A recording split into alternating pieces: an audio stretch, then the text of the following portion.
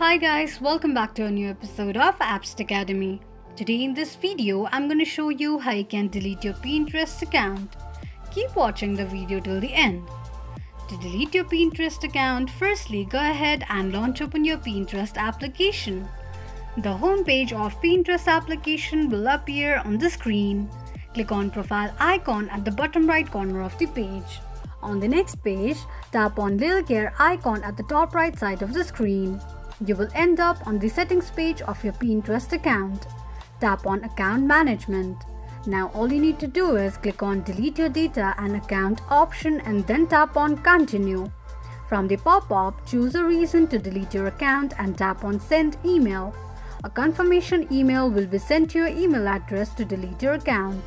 Tap on confirmation email sent by Pinterest and that's how you will be able to delete your Pinterest account quickly and easily just in few steps. If you have any thoughts or queries, let us know in the comments section. Don't forget to subscribe to our channel.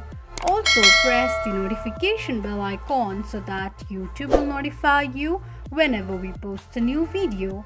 I hope this video was helpful to you. Thank you so much for watching.